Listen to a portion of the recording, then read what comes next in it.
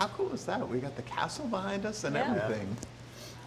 So many neat. people have asked us whether we used their sets, and I said, no, we would never dare. Yeah. They're artifacts. We just wouldn't want to mess those up. That's amazing. Well, congratulations on this film. This film made us laugh and made us cry. Made us cry a bunch of times, actually. So we just got into this film that just sort of took us in, and much like the article at the time, I think this is a film that we need right now, right? It feels that way. And it's funny because the article, as you said, was 21 years ago, and the movie has been essentially in the works for 8 to 10 years, and for whatever reason, I think it happened when it was meant to happen. It feels like this is the moment for this movie. People have been saying that to me every day. You know, this is the movie I feel like I need right now. Yeah, and both of you two got to know Fred very well. Yeah. And what is it about him that I think about this movie that would make him sort of smile down on us right now? Well, because I think that the movie is, works so well because it doesn't just preach his message. It doesn't just state his message. It embodies his message. It's filmed in a way that's consistent with how he spoke. I mean, for Fred, Fred was very, very particular about like how he wanted his show filmed, and this film, I mean, it's very consistent with all that. So it gives you the experience of Fred. It doesn't just, I mean, you're not just watching Fred from a distance. I mean, he is working on you in the audience the way he's working on the character of Lloyd Vogel. So you get a chance to really feel it. And action. Do you know what this is? It's Lloyd.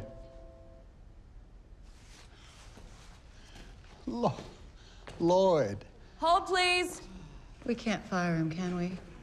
Hello, Lloyd. Oh, it's nice to meet you. What? Are you all right? Play at the plate. Oh, let's see. That looks like it hurts. Let's chat afterwards. We need to Maybe keep we could moving. have Evan take a look at him. No, I'm good. I'm good. Sorry, Fred. Yeah. Just me too. All right, all right. And, it's wonderful to meet you. So glad you're here, Lloyd. I'm looking forward to talking with you. I truly am. After this, everyone, this is Lloyd Vogel. He is a wonderful writer. One of Fred's lines about the role that we all have in the media is to make goodness attractive. And I think these two individuals have done it beyond belief. I mean, Tom in the first article and just a recent article he just published. But Mari, not personally knowing Fred or ever meeting him, just the amount of studying that she did to better understand Fred, she captured so much of who he was and what he did and why he did it, that it is evident in that film, as you said. It makes you laugh, it makes you cry many times. The amount of work, I think what he would be most proud of, and it's always very difficult to speak for somebody who's dead, but what I would say is he would be really proud of what these two individuals have created. Well, and on Drew Pearson Live, we always ask people their Hail Mary moment, which is their moment in their life or career where they just had to go for it and it worked out for them. And what do you suppose that was for each of you? Well, yeah, I mean, I've had a lot of those moments. There's, it hasn't been one, but I can tell you that in the context of this film, I mean, my Hail Mary moment was I mean, Fred gave me the gift of trust. I mean, he trusted me at a time when I didn't trust myself. But the question that I had to ask myself was, do I trust him? Do I go along with him when he's not answering my questions and asking me questions instead? Do I insist on that he, obey my rights as a journalist, or do I just go along with what he was saying? And I went along with what he asked of me, and here we are 21 years later. Yeah. I'll talk about what I think, because I think I've had a lot of Hail Mary moments of my career and life as well. But I think in this movie, there's one day that sticks out to me that I think about. It was the first day we were filming on WQED. It was the first day we were sort of unveiling our set that we had recreated meticulously. And it was the first day Tom Hanks was going to come in and he was going to do the entire opening of the movie. It was the putting on the sweater, singing the song, a long monologue, and it all had to be done in one take because we were going to film it the way they filmed it on the original program. And I remember feeling the tension building in the room before Tom even arrived. It felt like the expectations were so great. To me, my image of it is eyes. There were just eyes everywhere staring at me. And I remember thinking, ooh, this is a lot of pressure. How are we going to get this right? And I had this moment where it just came to me that I had to kick everybody out of the room. And I thought, they're all going to be so mad at me. All anyone wants is to be here in this room getting to witness this moment when Tom becomes Mr. Rogers. And I can't let them stay in here because we won't get the moment if I have 200 people staring at Tom Hanks trying to do this very difficult task. So I said, I'm sorry, everyone. You have to get out. I kicked everyone who didn't need to be in the room out. And I asked Tom to perform as though he were just looking at his grandchild on the other side of the camera. And it was a risky move because everybody could have really hated me after that moment, but it was what the movie needed. It was what Tom needed. My job is to protect the actors, and I think the end result, everyone really understood that what happened there was something really magical. Yeah. I think two really important points. One is trust, which was very important to Fred. We trusted the individuals who were doing this, and they delivered. And two, the relationships. I mean, when you talk to people, especially Joanne Rogers, I mean, I hear about Maury as much now, and she's not even in Pittsburgh because she still communicates with Joanne. Joanne keeps up with Maury. The relationship that built over time is something that I think we're all proud of. And those two factors were very important in Fred's life. Trust and the relationships we form with people and how people help us grow. Hey, I'm looking for Fred Rogers. In here. It's a beautiful day in this neighborhood, a beautiful day for a neighbor. Would you be mine? Could you be mine? Hi, this is Paul Salfen for AM/FM Magazine, and we're here on the red carpet in Pittsburgh, Pennsylvania for the premiere of A Beautiful Day in the Neighborhood. I read The Simple Faith of Mr. Rogers, and it was based on my 9-year friendship with him. And we were friends for the 9 years before he passed away. And what was he like as a man and as a friend? He was so personable. He was so loving and kind. You know, it's funny because when you talk about this film, it's about a dysfunctional journalist who meets Fred, and Fred turns his life upside down. That's my story too. I was a dysfunctional, journalist who met him in 1994, and he turned my life upside down. So I think he has a great capacity for friendship. Well, you know a thing about camera work here, right? I had his job for about 30 years. That's right, with Mr. Rogers. Well, no, after Mr. Rogers, before and after Mr. Rogers, I was a KDKA cameraman also for about 35 years. That's amazing. And what do you remember the most about Fred Rogers? What stood out? Just as he was absolutely genuine, 100% genuine. A little boy came up to Fred Rogers and asked Fred for his autograph, and Fred stopped and said to the little boy, "You're very special too. I would like to have your autograph." And that's the kind of person he was all the way. And he was exactly the same off camera and off the set as he was on the set. Yeah. If you saw Fred Rogers on your television screen, you saw Fred Rogers in his home, in his neighborhood, anywhere in Pittsburgh, at a party, anything else. He was Fred Rogers, period. Okay, awesome. We're so excited to have you guys here as the writers of this film. This is such delicate material too, because were you guys ever thinking, oh no, what if I screw this up? I mean, constantly.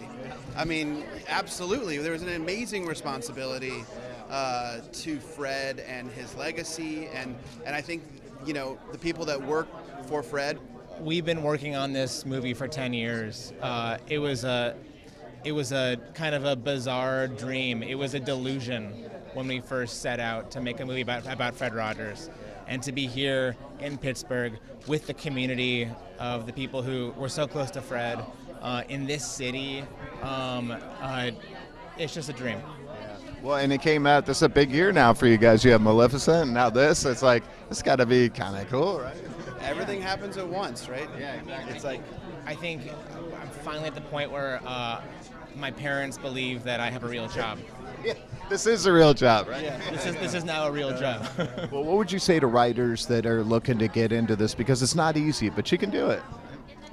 Yeah, it's not easy, but it's also not digging ditches.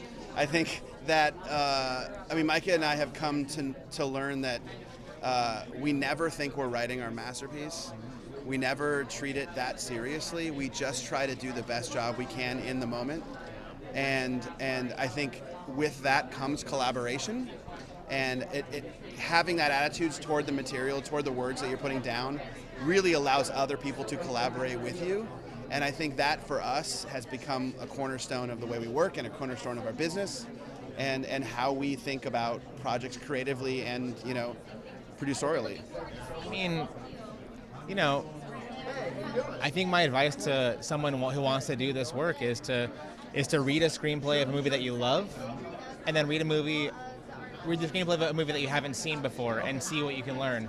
And then watch a movie and wait for the credits to roll and count those names. Those are all the people that are going to have to know what to do on the day when they're making your movie.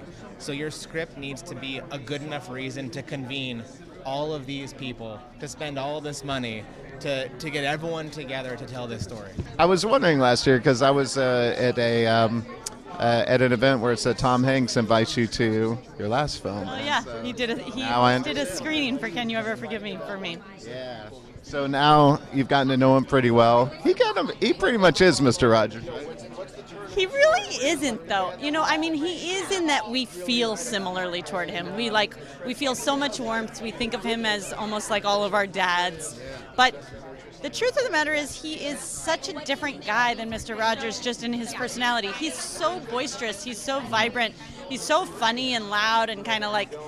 And, you know, Fred, from everything that I've learned, even though I never got to meet him, Fred was so still and was able to sit in silence in such a different kind of way. We don't really do that in general. That's not kind of the way any of us talk or live.